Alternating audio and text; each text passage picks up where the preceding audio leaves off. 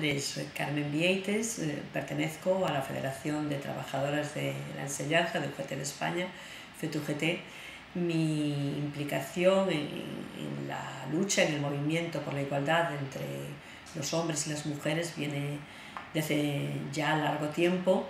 Fui presidenta de una asociación de mujeres feministas y dentro del sindicato nacional e internacional me moví siempre en el ámbito de la igualdad y de las redes de igualdad entre hombres y mujeres, y sobre todo también en las redes de mujeres docentes. La igualdad de género, la igualdad entre hombres y mujeres es hoy todavía una asignatura pendiente en España.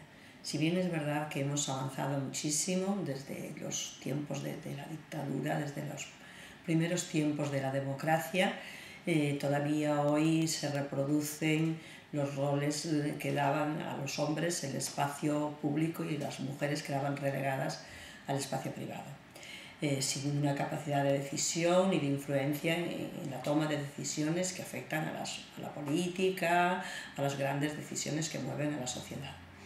En el campo de la educación nos encontramos con que esos viejos roles se reproducían incluso en los libros de texto.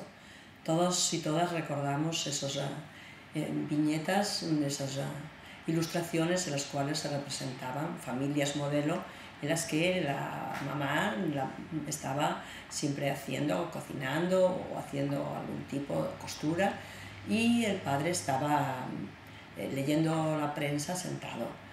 A la vez la niña ayudaba a su mamá y el niño estaba jugando con un tren, con un cochecito al lado de su padre. Exista el lenguaje únicamente en masculino y tratamos de luchar mucho contra esto. Luchamos, y cuando digo que luchamos mucho es que nos encontramos en el que se nos decía que era retorcer el lenguaje en el sentido incluso de ir más allá de lo que son las normas de la gramática española, diciendo que el masculino era el genérico, y eso no es así. Hay palabras que son genéricas, pero el masculino no es lo genérico. Se trató, incluso trabajamos en buscar y elaborar diccionarios con palabras que podían sustituir al término masculino usado habitualmente. ¿Por qué tanto empeño en esto? Quizás, o sin quizás, porque lo que no se visibiliza, aquello que no se nombra, no existe. Tengo una anécdota a mí me marcó mucho cuando yo empezaba a trabajar. Yo soy profesora de la primera infancia y al término de una actividad dije: ahora todos los niños se van a sentar en la alfombra para jugar. Y una niña se quedó sentada, una niña de 5 años.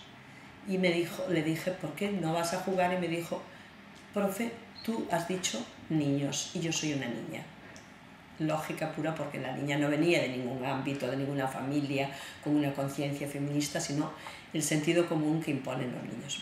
En la educación, en el campo de la educación, vemos que ya no solo es el lenguaje sexista, vemos como también las mujeres condicionadas por su doble rol de profesoras, de trabajadoras, pero también de amas de casa, no optaban ya a los puestos de dirección, a los puestos en los cuales había que tomar decisiones, y también tengo que decir que tenían los salarios más altos. Como es el campo de la educación pública, en donde parece que hemos roto de hace tiempo ya barreras de desigualdad, todavía de una forma muy sutil persisten y tenemos que estar ahí. En el campo del sindicalismo, como miembro de la Federación de Trabajadores de la Enseñanza de UGT, de FET-UGT, tengo que decir con satisfacción que fue el primer sindicato español que garantizó a las mujeres una presencia en los órganos de dirección, bien sean ejecutivas, bien sean nuestros órganos, congresos, comités, a través de una cuota de una cuota que tiene que garantizar que ningún género va a estar representado en menos del 40% ni en más del 60%. Aprobado con mucha alegría en el Congreso, porque es verdad, yo no sé si en otros países pasa, pero en España es muy políticamente incorrecto reconocer que uno es machista. Y uno puede encontrar a mujeres y a hombres que todos somos feministas, todos creemos en la igualdad, pero cuando ya se aplica, eso cuesta. Y cuando llegó el momento de aplicar la resolución, el acuerdo aprobado en el Congreso Confederal, por lo cual, lógicamente, si había más mujeres tenían que incorporarse a estos órganos de dirección, creó unas serios, iba a decir enfrentamientos, es una palabra demasiado fuerte porque no fueron enfrentamientos, pero digamos grandes diferencias. Pero tengo que reconocer con agradecimiento la labor de Cándido Méndez, que era secretario general en aquel momento y que lo sigue siendo, que hizo una apuesta firme y decidida y que hizo que se cumpliesen las normas aprobadas porque intentaban no cumplirse.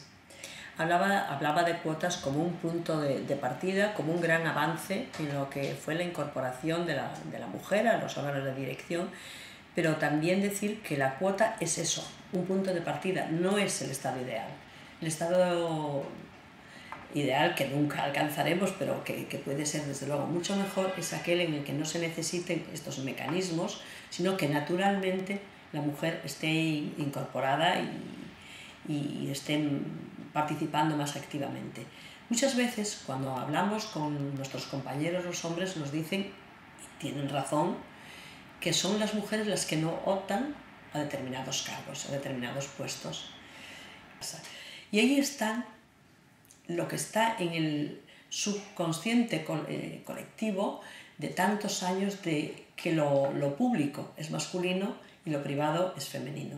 Y las mujeres todavía hoy, después de tantos años, hemos conseguido incorporarnos al mercado laboral, hemos conseguido incorporarnos al mundo político, hemos conseguido incorporarnos al mundo sindical, pero lo que no hemos conseguido es que nuestros compañeros hombres se hayan incorporado al mundo del hogar, al ámbito doméstico, al cuidado de los menores, de los dependientes, bien por edad, bien por enfermedad, y eso hace que las mujeres carguen con una doble o triple jornada de trabajo. Eso sería un primer paso, conseguir la incorporación del hombre mientras no haya una incorporación efectiva, no de colaboración, sino verdadera incorporación del hombre al ámbito doméstico. No puede haber una verdadera incorporación de la mujer en todos los campos al ámbito público.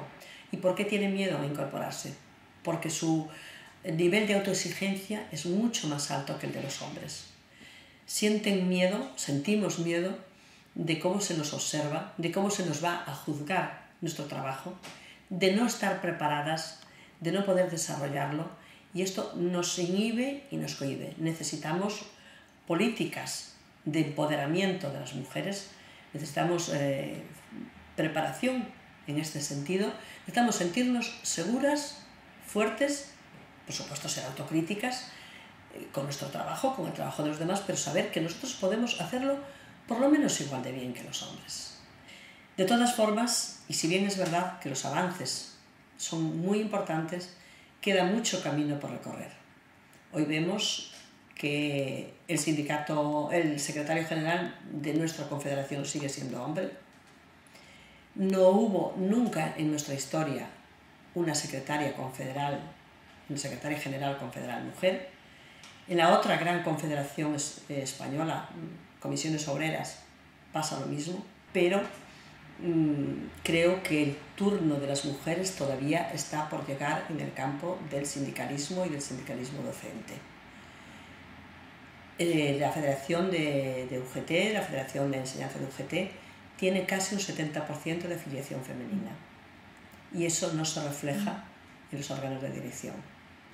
Eso, como miembro de FETUGT, como mujer que cree, como feminista que creo en la igualdad y no en la imposición de un género sobre el otro, seguiremos luchando junto a otras compañeras y junto a otros compañeros que están también firmemente convencidos que la incorporación de la mujer es una riqueza para la sociedad, para la educación, para el sindicalismo